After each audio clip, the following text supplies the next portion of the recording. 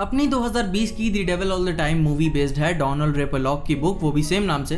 अब एक्चुअली में ये कहानी तो टोटल फिक्शन है, बस इसका एसेंस बहुत ही रियल है। Movie as a psychological thriller होने के साथ साथ ही इसमें वॉयलेंस है, इनहर्टेड डार्कनेस है, इंटेंस एक्सटेंडेड ब्लाइंड फेथ है, वही अपना अंधविश्वास वाला, और ये सारी चीजें एक पॉइंट पे आके खत्म होती हैं, डेथ। इस मूवी की एंडिंग बहुत ही सिंपल है और एक अलग सी हर्ट वार्मिंग वाली फीलिंग से आती है।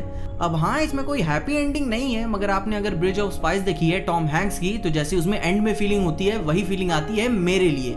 अब मूवी का म्यूजिक काफी ही कमाल है। मूवी अपनी आर्टिस्टिक रूप से एक्सीलेंट तो नहीं है, मगर कैरेक्टर्स, एक्टर्स, म्यूजिशियंस ने काफी कमाल दिखाया है अपनी कहानी के साथ। मगर इन सब बातों के साथ साथ ये मूवी कई सारे सुपर नेचुरल सवाल भी छोड़ के जाती है, और ये हमें डिसाइड करना है कि इसमें डेविल था कि नहीं, क्योंकि मूवी की पूरी कहानी इसी पे बेस्ड है, the devil all the time पे। अब हमें इस बात को अच्छे से समझने के लिए हमें सबसे पहले शुरू से शुरू करना पड़ेगा कि क्या विलार्ड रसल में डेविल था या आ गया था, क्योंकि कहानी का यह पॉइंट बहुत ही इंपॉर्टेंट है। क्योंकि जब 1945 में विलार्ड रसल वॉर से वापस आ चुका था अपने टाउन नॉकमेनस्टिफ में एक नॉर्मल सी जिंदगी जीने, क्योंकि वॉर किसी के लिए भी नॉर्मल एक्सपीरियंस नहीं होता। उसने कितने लोगों को मरते देखा, तड़पते देखा, अपने साथियों को मारा for the sake of mercy कि उन्हें सफर ना करना पड़े। अब जो वॉर के बाद पीटीएसडी होता है, पोस्ट ट्रॉमेटिक स्ट्रेस डिसऑर्डर, उससे वो धीरे धीरे क्योर कर रहा था, अपनी हॉरिफाइंग पास्ट को भूल रहा था। मगर जब वो अपनी माँ के साथ चर्च में होता है तो वहाँ एक प्रीचर रहता है रॉयल लेफर्टी नाम से। वो गॉड पे अपना विश्वास सिद्ध करने के लिए अपने डर का सामना करता है कि गॉड उसे कुछ नहीं होने देंगे। बहरहाल उसका तरीका बहुत ही अटपटा होता है। अब देखो, ये बहुत ही इंपॉर्टेंट पॉइंट था विलार्ड के कैरेक्टर के लिए, क्योंकि अब वो एक्सक्लूसिवली धीरे धीरे अपने सवालों के लिए गॉड पे डिपेंडेंट होता जा रहा था। मगर उसकी पर्सनैलिटी में काफी बड़ा बदलाव आता है तब जब उसकी शादी हो जाती है, क्योंकि शार्लोट से वो प्यार करता था। उनका एक बच्चा भी होता है जिसका नाम आर्विन होता है। विलार्ड अपने घर के पास में एक प्राइवेट चर्च बनाता है, यह वाला जिसे वो अपना प्राइवेट लॉक भी कहते हैं, जहां वो अपने बेटे के साथ रेगुलरली प्रे करने जाता था।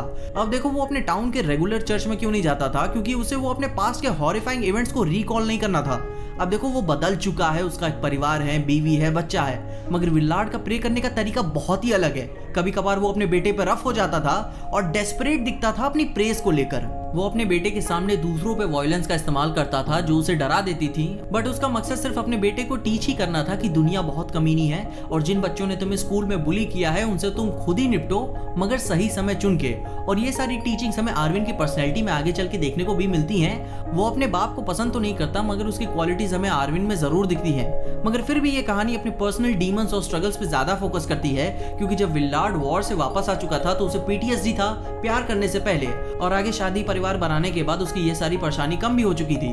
वो अपनी नॉर्मल लाइफ जी रहा था, मगर फिर जब उसकी वाइफ को कैंसर हो जाता है, वो बीमार हो जाती है, फिर आगे चल के वो मर जाती है, जो कि इन सब कारणों की वजह से विलार्ड की वो अंदरूनी दर्द बाहर आ जाता है जो उसने सालों से दबा के रखा था जब से वो वॉर से वापस आया था। और ठीक ऐसी ही पर्सनैलिटी में पुश हमें लॉज मूवी में भी देखने को मिलता है, जब ग्रेसी एक हद तक प्यार पाने के बाद सब सही हो रहा था उसकी जिंदगी में, मगर जब बच्चों ने उसकी हदों को पुश किया तब उसकी अंदर दबी हुई भावनाएं वापस आ गईं, जो कि बहुत ही बुरी थी। अब ठीक ऐसा विलार्ड के साथ भी होता है। प्यार पाने के बाद वो सही भी हो रहा था और एक हद तक सही हो भी गया था, मगर जब उसकी बीवी को कैंसर हो गया तो वो उसकी सारी भावनाएं फूट के बाहर आ गई, जिसके लिए वो किसी भी एक्सटेंट तक चला जाएगा।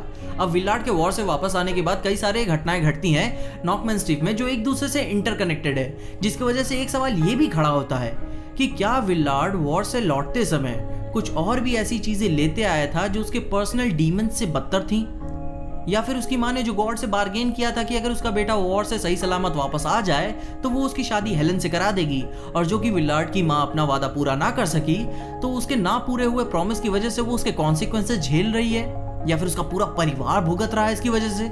मगर ये कहानी अपनी गॉड और सुपरनैचुरल इंटरफेरेंस के अलावा भी ह्यूमन स्ट्रगल को जाहिर करती है, वो भी एक हैवी वे में। मूवी का नैरेटिव भले ही क्लियर ना हो, मगर मूवी अपनी कहानी को दिखाने में बखूबी कामयाब है। अब ये सारी बातें तो विलार्ड रसल तक की ही हो गई, मगर अब बात आती है आर्विन रसल की, क्योंकि मूवी का 2/3 पार्ट इन्हीं का था। वो तो वॉर में नहीं गया था, रिलीजन के मामले में न्यूट्रल बंदा नजर आता था। अपने बाप की तरह हर चीजों के लिए गॉड पे डिपेंडेंट होने की बजाय आर्विन अपने पे डिपेंडेंट था। वो गॉड या उसके बिलीफ पे कोई पक्ष नहीं लेता, क्योंकि उसने अपने बाप को ये सारी प्रैक्टिसेस करते हुए देखा है और जाना है कि इसका एंड कहाँ पे होता है। अब जैसे मैंने अपने वीडियो में ही बोल दिया कि आर्विन अपने बाप को पसंद तो नहीं करता, मगर उनकी क्वालिटीज उसमें जरूर देखने को मिलती है, और कहानी के बीच बीच में वो अपने बाप के कहे हुए कोट्स भी बोलता है जो उसके बाप ने उसे कार में कही थी। There's a lot of no good sons of bitches out there. Yeah, well, there's a lot of no good sons of bitches out there. और सिर्फ बातों तक ही बात खत्म नहीं होती, क्योंकि वो अपने फादर की तरह एग्रेसिव और वायलेंटली लड़ता भी है और अटैच्ड है अपने चाहने वालों से।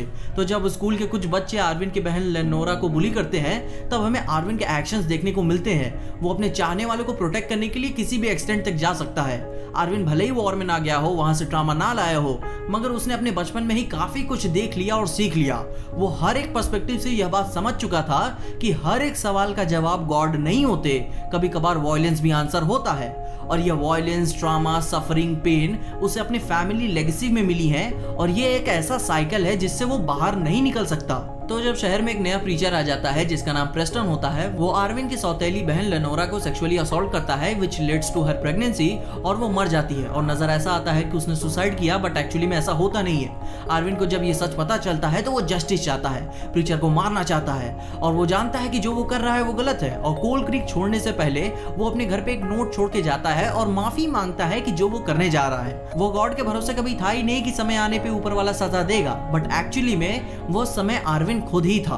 जैसे कि उसके बाप ने सिखाया था, just wait for your right time. फिर आर्विन ने प्रेस्टन को मार दिया, मगर और भी वायलेंट एनकाउंटर्स होना बाकी थे। इन सब कहानी के साथ साथ स्टोरी में कार्ल और सैंडी की भी कहानी चलती रहती है, जो एक सीरियल किलर कपल है। आर्विन के हाथों इनकी भी मौत होती है। आर्विन कहानी के एंड होते होते बोलता भी है कि I am not a bad person, मगर ये जो आर्विन के डीमंस हैं, ये उसे विरासत में मिली हैं उसके फादर से। इसका तरीका भले ही थोड़ा सा अलग हो, मगर अपने बाप की तरह मीनिंगलेस वायलेंस इसके जहन में बहुत अंदर तक घर कर चुका है। अब जहाँ रही बात विलार्ड की, तो वो फुल्ली कनेक्टेड था गॉड उनके विश्वास से, मगर आर्विन ऊपर वाले पे भरोसा करने की जगह अपने पे भरोसा करना पसंद करता था, मगर वो भी एक शक के साथ। अब जब मूवी के एंड में वो नॉकमैन स्टिप छोड़ के जा रहा होता है, तो उसमें हमें एक पर्सनल सेटिस्फैक्शन देखने को मिलता है कि जैसे उसके कंधों पे से कोई बोझ उतर गया हो।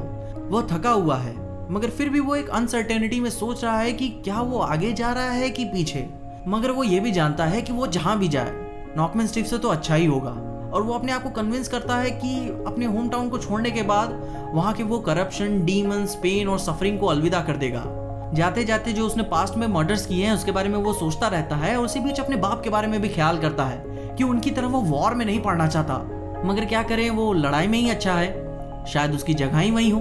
मगर बस अभी बस वो सोना चाहता है, और वो लकी फील कर रहा है कि ये सब खत्म हुआ और किसी सही आदमी ने उसे लिफ्ट दी जो उसे मारना नहीं चाहता। बट क्या ये सारी कहानी यहीं पे आके खत्म होती है? जैसे आर्विन के बाप ने ही कहा, दुनिया कमीनी है। नॉकमैन स्टिप छोड़ने के बाद भी ये सारी कहानी खत्म नहीं हो जाएगी। कहानी ये भी बात जाहिर करती है कि कार्ल और सैंडी बगल के होम टाउन से हैं, और उसके होम टाउन के बाहर की दुनिया भी कोई परियों का देश नहीं है। काफी हरामी लोग हैं यहाँ। मगर नॉकमैन स्टिप सबसे अलग था। वहाँ का वायलेंस, करप्शन, सफरिंग आर्विन की रीत से तो बाहर था, और in the end devil all the time में कोई हीरो नहीं है। कहानी में हर एक कैरेक्टर का अपना ये सोचना है कि उनके तरीके और मेथड सही हैं, जो उन्हें कभी न कभी किसी ग्रेटर पर्पस के लिए लीड करेंगे। बट ये सच नहीं है। आखिर में किसी न किसी को कुछ न कुछ बिलीव करने को तो चाहिए ही। इस मूवी के कैरेक्टर्स कुछ भी कर सकते हैं अपने इंटरेस्ट, सक्सेस और पर्सनल फुलफिलमेंट को पाने के लिए, चाहे वो तरीका मौत या लस्ट ही क्यों ना हो। और ये बात मूवी प्रूफ भी करती है कि यह स्टेट ऑफ बीइंग काफी खतरनाक है। अब यहीं पे एक नेपोलियन का कोट याद आ रहा है, a man will fight harder for his interest than for his rights. अब देखो, ये कहानी अपने मुद्दों को लेकर काफी डीप जाती है, गॉड, रिलीजन और फेथ पे काफी सवाल उठाती है। इसके अलावा भी पर्सनल बिलीफ पे भी काफी कुछ कहती है।